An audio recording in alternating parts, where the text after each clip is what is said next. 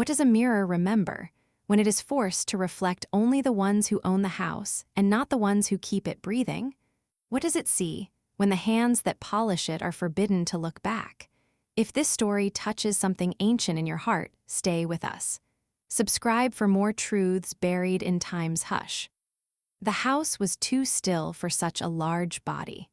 Its walls, ribbed with old wood and sighing plaster, held the breath of 100 years, but none of those breaths belonged to Rachel. Not truly, not freely. She moved through its hallways like mist through bone, a hush in motion, a hymn in human form. Her footsteps were velvet, her touch careful as a prayer. And yet the house watched her always through eyes made not of flesh but of glass, the mirrors. Hung in every hallway, every parlor, every room where Mistress Elizabeth might pause to fix her hair or judge the curve of her own jaw. They were trimmed in gold, shaped like gates, and veiled in a kind of polished cruelty. The house had more mirrors than windows, more reflections than witnesses. And each morning, before the rooster began his false sermon on the front porch rail, Rachel was already moving through them. Cloth in hand, water in pail, her fingers red from lie, her shoulders bowed by memory, she never looked up. Not once did her eyes meet her own in the glass, not because she was told not to, but because she had learned what happened when a woman like her saw herself too clearly. It became harder to bow. Harder to stay silent, harder to survive, so she cleaned and she hummed. A sound so soft it could have been mistaken for wind or breath or the last sound a mother makes before they take her child away. The hymn had no words, just a line that curled in on itself like thread refusing to tangle. The others called her the one who hums with the angels. Mistress Elizabeth called her something else. Nothing cruel, nothing harsh, just her name, always with a pause after it. Rachel. Like the name itself was a question, or a threat, or a secret. Rachel, who had never screamed. Rachel, whose hands knew every inch of that house, every beam that moaned under frost, every tile that refused to shine, every door that didn't lock from the inside. She knew how the staircase held its breath when the master returned from market. She knew where the maid buried her baby's comb. She knew that the mistress kept a Bible in the kitchen drawer, but only opened it when guests arrived. And the mirrors. Oh, the mirrors knew her too, not in name, but in presence. They shimmered slightly when she passed, even after she'd cleaned them, as though they too were unsure of what they saw, as though her silence carried weight not even glass could bear. It happened on a Wednesday, sun leaking like old syrup through the eastern windows, the house still groggy with sleep. Rachel had just finished the west hallway, that narrow spine of shadow that led to the nursery. She lifted her cloth, wiped gently along the edge of the last mirror, and hummed. Only this time the note rose, higher than usual, firmer, less breath, more bone. The cloth stopped moving. Her hand stayed pressed against the glass like she was listening for something inside it. Then a sound, not loud but final, a line, a crack, thin as a spider's tread, splitting the mirror down its spine, not from outside, but from within. Rachel did not scream, she did not gasp, she did not even blink. She simply withdrew her hand, folded the cloth, and walked on. The house grew quiet, the mirrors behind her trembled, and somewhere behind a veil of lace curtains, Mistress Elizabeth pressed her palm to her throat, unsure if she'd heard a hymn or a warning. And Rachel never looked back, because the mirror already had. Some songs do not begin, they awaken. Passed from womb to wrist, from scar to silence, sung not for ears but for remembrance. Rachel did not write the hymn, it was not hers to own, nor was it the mistress's to forbid. It was older than both of them, older than the house, older than Virginia, older even than chains. It had no sheet music, no paper trail, no choir dared claim it. It moved like fog across generations, low, slow, and holy. The kind of melody that curled around your ribs in the dark and made you feel both comforted and warned. Rachel's grandmother used to sing it. before they hanged her from the cypress tree that no longer grows. She was a midwife, a weaver. A woman with smoke in her mouth and prayer in her hands. They said she sang sickness into the master's eyes, made him blind for 3 days. They said she whispered a word into a jar and sealed it beneath his floorboards, and by sunrise his son had died in his sleep. Rachel was 6. She remembers only the scent of her grandmother's scarf, the ache in her mother's silence, and the way the trees bowed their heads that morning, not from wind, but from shame. And the hymn. The one her grandmother sang as they led her away. Barefoot, bound in front of the whole quarter. She did not cry, she did not beg. She hummed low and steady until her voice became wind and then ash and then the hush that never left Rachel's ears again. It returned slowly. At first, Rachel only heard it in dreams. When the fire burned low and the shadows of the house grew long enough to touch the cradle. Then it came in the water, the way it rippled in her pail without reason. Then in the sweeping, when dust moved against gravity. And then it began to hum itself through her, like memory forcing open a sealed door. She didn't mean to let it slip past her lips. She was sweeping the back corridor where the piano sat beneath the portrait of Mistress Elizabeth's mother. That hallway, always colder than the rest, always watching, always waiting. Rachel hummed and the piano sang back, a single note pressed by no hand. By evening, the hymn had moved through the walls. The cook dropped a bowl. The maid tripped over her own feet. A cross fell sideways above the master's desk, and Mistress Elizabeth heard it. She rose from her bath, wet hair dripping onto the embroidered rug, and stormed barefoot through the house until she found Rachel in the linen room, folding sheets that were no longer white. "You will not sing in this house," she whispered, but her voice trembled as though the walls themselves might correct her. Rachel said nothing, only dipped her head, let the hymn die back inside her throat, and returned to folding. But the song was not done.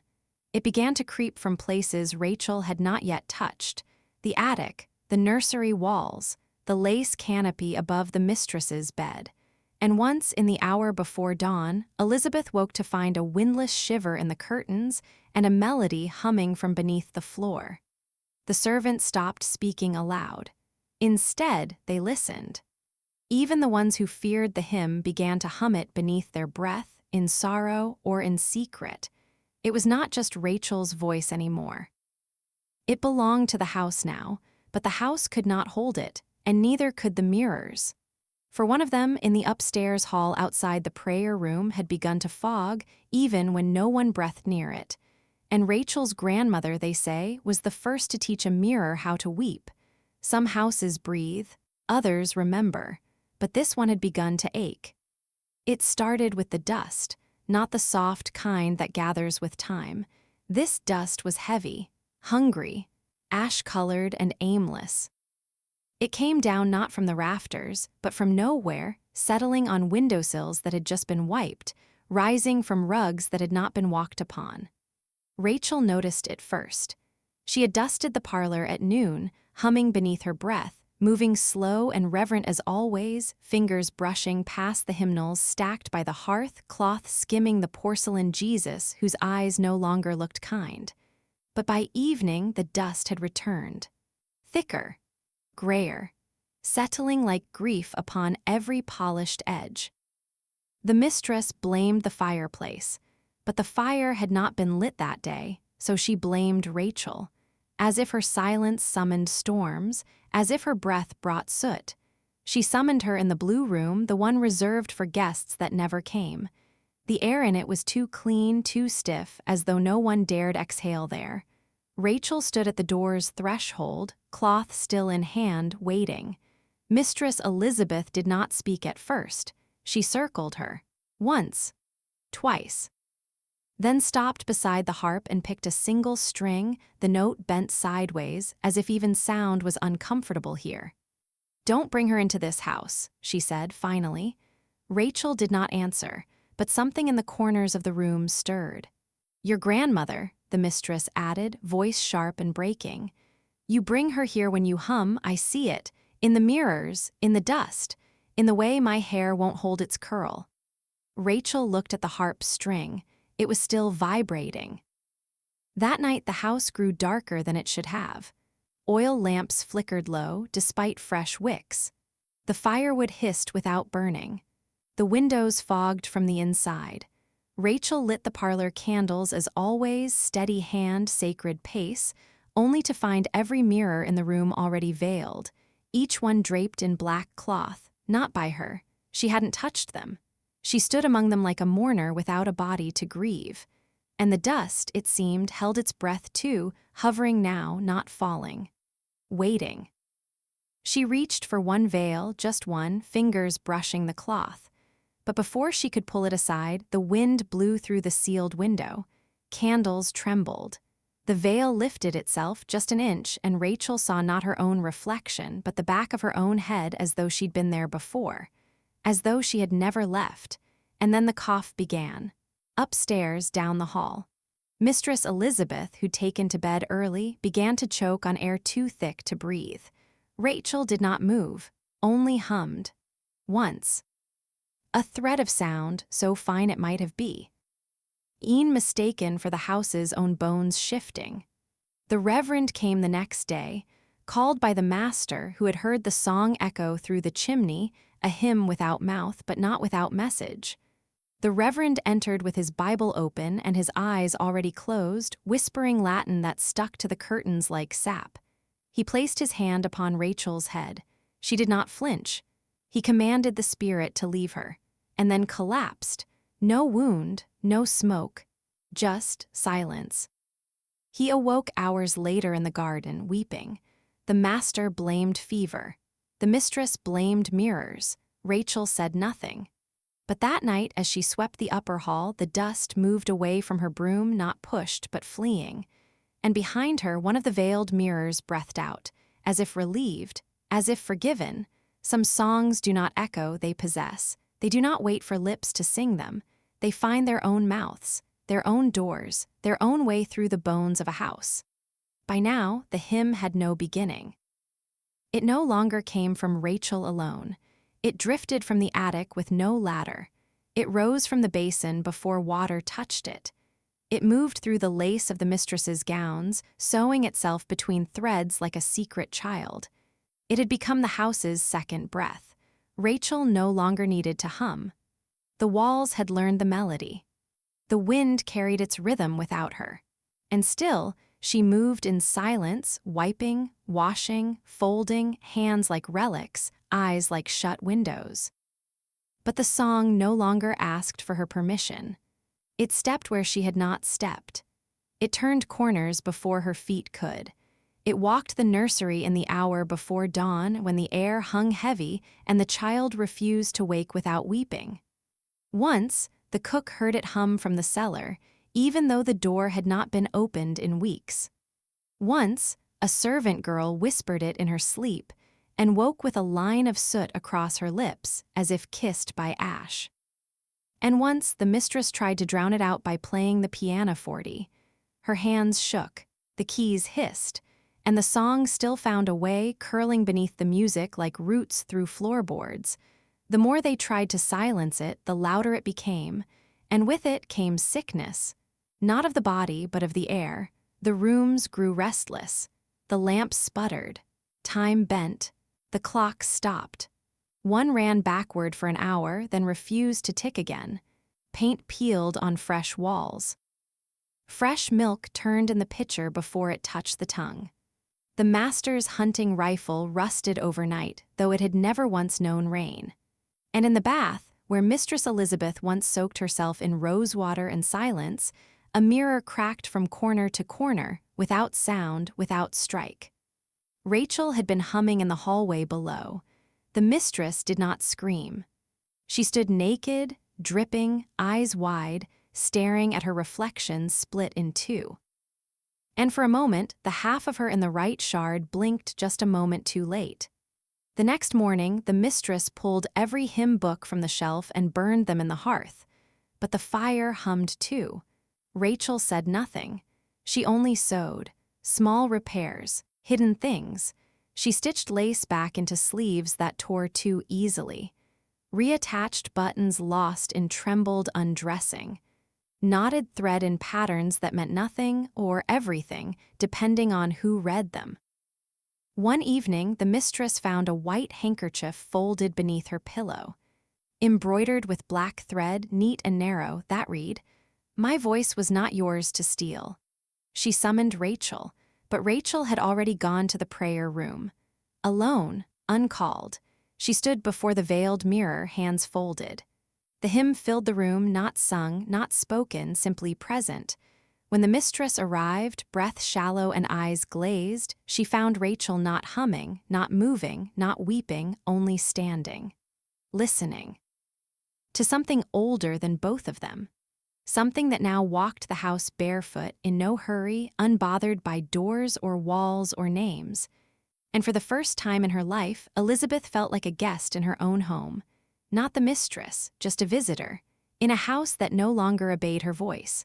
Not all flames rise with light, some wait smoldering beneath soft rugs and silent footsteps.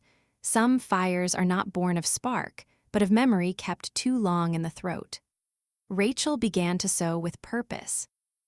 Not for dress, not for beauty, but for remembrance. Her thread black as coal ash, her needle clean as a bone in river water. The mistress never noticed at first, the hems repaired too neatly, the stitches too even, the folds of fabric whispering as they moved. But Rachel was leaving marks. Small ones. Symbols stitched into linings. Tiny knots at the edge of pillowcases. Threads tied in threes beneath the mistress's bedskirts. In a house where the mistress never learned to read her Bible fully, she could not read this language either. Yet her body began to feel it. She slept with her teeth clenched. She woke with scratches on her feet, though no nail had torn them. Her hair no longer curled right. Her pearls turned gray. Her voice cracked when she prayed. She began to light candles every morning, though she had once mocked the Irish servant for doing the same. Still, the shadows would not leave. And Rachel was not afraid. She moved with greater calm now, as if some thread inside her had tightened into stillness. She would kneel by the hearth and sweep the ashes not with urgency, but reverence, gathering soot like sacred dust. She would press her palm flat to the parlor floor before laying a rug down as though asking permission. The cook once saw her whispering to the firewood. When asked why, Rachel only said, "It remembers who sat beside it." It happened on a Sunday. Clear skies, silence in the trees, a peace too still to trust. The master had gone to town. The mistress was reading, or pretending to, beneath the porch fan, her dress white as sugar and just as brittle. Rachel moved through the house, candle in hand, tending to things that did not need tending. She stopped in the parlor. Beneath her feet the rug moved, not visibly, but like breath beneath skin. Rachel crouched and pressed her fingers to the weave. It was warm, not from sun, not from coal, but from something else. A remembering. She did not smile. She only whispered something low and in no tongue the house had heard in years, and walked on. Hours later, just before dusk, the parlor filled with smoke. No flame at first, just the smell, old lace and scorched hymnals. The rug had caught somehow from beneath, a thin red edge spreading like a wound under cotton. The fire was put out quickly. Water splashed. Voices rose, the mistress screamed, but the damage was done. The floor beneath the rug bore a black mark, circular, charred, and shaped like the sun with its mouth open. No one spoke of it. The mistress insisted it was the fault of poor wood and a servant's carelessness. But her hands shook when she touched the piano. And that night she asked the cook to bless the room with salt. And Rachel was locked in the cellar, not for punishment, but for containment. The mistress placed mirrors on every wall. She said they would watch her, keep her, reflect her sin back until she swallowed it. But mirrors do not obey fear. They cracked by morning, all of them, shattered from the inside out, without scream, without fire. Rachel emerged calm, dust on her palms, ash in her hair, and a song in her eyes that had not yet been sung aloud. The house grew colder that day, not with winter, but with knowing, and above the cracked cellar, the floorboards did not creak, they listened. What is a woman when her voice leaves her not by force but by choice? What does silence become when it is no longer submission but judgment? Rachel did not sing, not for 3 days. The hymn that once wrapped itself around floorboards and floated through shutters like mist was gone. It did not stir the curtains, it did not echo from the basin. The house, too, held its breath as if waiting for a verdict it could not beg for. Silence fell heavy. Not peace, pause, like something sacred had stepped back to watch. The mistress walked softer now. She opened doors slowly, her hand pausing before the knob. She stared too long at oil lamps before lighting them, half expecting one to speak. The child cried more. No reason, no illness. Just a weeping that rose with dusk and refused to break until dawn. The mirrors were all veiled again, this time by the servants, unbidden, and still Rachel did not sing. She moved like smoke in a glass jar, still but waiting. Her eyes looked through walls, her hands did not tremble, but her quiet did. It pressed into the corners of every room like a cold cloth on fevered skin. The mistress begged her once. "Just hum," she said, clutching her rosary with fingers too pale. "Even the old one. Even the strange one. I'll give you your freedom. Say the word, hum the hymn." Rachel was folding towels, hands clean, lips sealed. She lifted her gaze only once and said, "It was never mine to begin with," then turned away as if the conversation had expired before it began. That night the ceiling whispered, not loud, not in language, but in movement, like wood retching from weight, like beams sick of holding a roof that forgot the names of those buried beneath it. The master found the pantry door swinging open at midnight, but the latch was untouched. No breeze, no rats, just the soft creak of something no longer obeying gravity. By the next morning, time itself had grown strange. The clocks forgot their numbers, the rooster crowed at sunset, and the sun stayed too long behind the trees as though it too were afraid to rise over a house that had forgotten its rules. Rachel walked the halls in complete silence, yet every room she entered grew louder. The hearth crackled without flame, the floor moaned beneath her feet. The child whispered her name in sleep. The mirrors, still veiled, shook lightly when she passed, not in fear, in awe, like glass shivering at the memory of being touched by something not quite of this world. The mistress tried to sing the hymn once. Alone, in the attic. She hummed 2 notes, slow, cracked, fragile, before choking on her own breath, coughing until blood painted the sleeve of her gown. She did not try again. Rachel watched her from the stairs that night. Quiet, unreadable, unblinking. She did not move forward. She did not retreat. She only watched, and the house watched with her. They say silence is the absence of sound, but in that house silence had weight. It pressed against door frames. It curled under chairs. It waited, not with mercy, but with memory.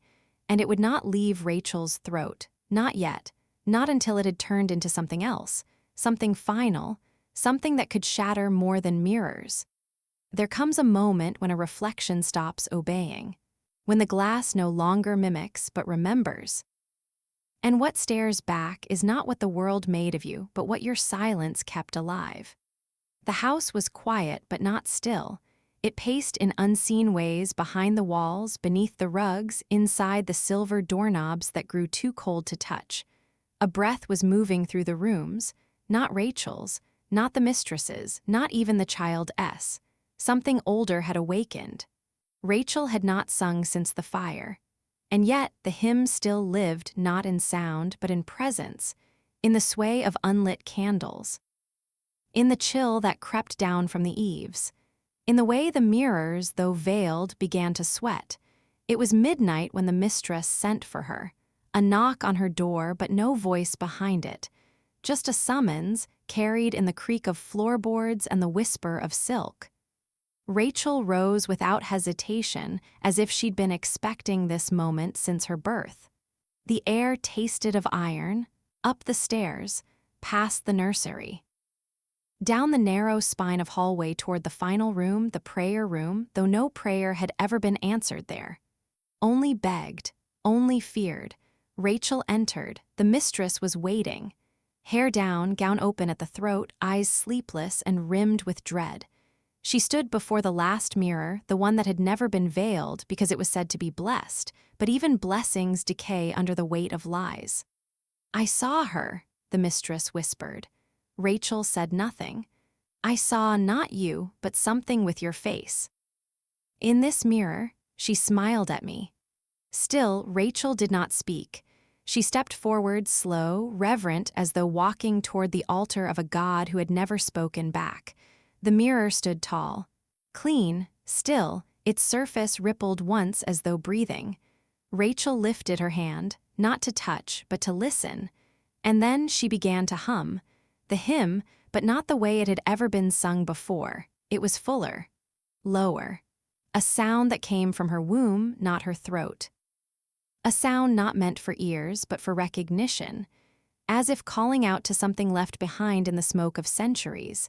And the mirror answered, not with sound, with vision. In the reflection, Rachel saw herself, but not as she was. This Rachel wore red cloth and gold thread. This Rachel had fire behind her eyes and ash upon her palms. This Rachel did not bow. She stepped forward, but her feet never moved. The mirror held her in place and then let her through. The mistress gasped. The Rachel in the mirror reached toward the glass from the inside. Her hand did not press. It pulled, and the veil between memory and body tore.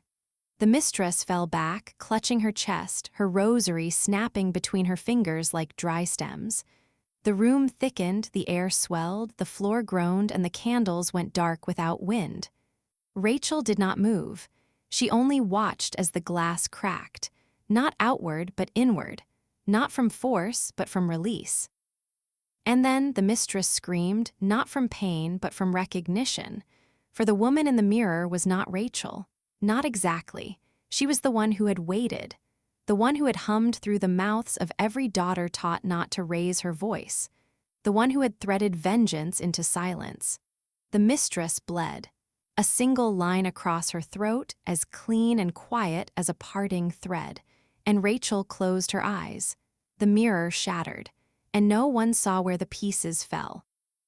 Only that in the dust, a reflection still remained. Some voices don't die.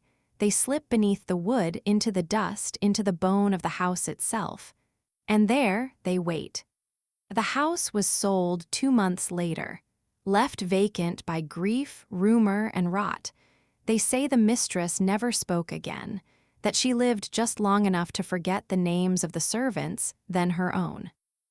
That she stared at corners where no mirrors remained, her lips trembling, her hands always cold, as if touching something not of this world. No one spoke of the night the glass broke, not the master, who returned to find silence sitting heavy on every stair. Not the servants who packed their lives before sunrise. Not the child who never sang again, only traced Rachel's name in dust on the windows when he thought no one was watching. And Rachel? She was gone. No grave, no witness, no farewell. Only a name scratched into the cellar wall, once in charcoal. Faint, slanted, smudged, as if written by a hand that had already begun to vanish. Rachel, but she never left. Not fully. The new family arrived in spring, brought their own mirrors. Hung fresh drapes, painted over the smoke stains that would not quite disappear, but the floorboards still moaned in the parlor. The pantry still opened on its own, and every so often when the oil lamp flickered near the prayer room, they would hear it. A sound, not a voice, not music, just presence. Like someone standing behind the mirror, too tired to knock. They tried to bless the house. It blessed them back with dreams they couldn't speak aloud. They tried to remove the black mark beneath the rug. But each time they sanded the floor, the circle returned. they tried to forget. But at night, when wind passed too softly through the shutters, they heard humming beneath the boards, a lullaby soaked in ash, a breath that came without lungs. And from time to time, one of the new girls in the kitchen would begin to hum without realizing it. An old tune, older than the trees, older than the cross, older than the name on the deed. A song passed from silence to silence. They say Rachel's reflection still lives in the shards of that final mirror, scattered, unseen, but watching. They say you can find one of them if you leave a bowl of water out under the moon and wait for the wind to stop moving. Some nights, a hymn appears in church hymnals across the county, scrawled in the margins, always in different hands. Always the same tune. No one knows who wrote it. It has no title. Just a final line, stitched into the spine of memory. She did not scream, but the walls remember her. And somewhere in Virginia, beneath a house too proud to be haunted, a quiet voice still hums to the floorboards. Low, steady, unfinished.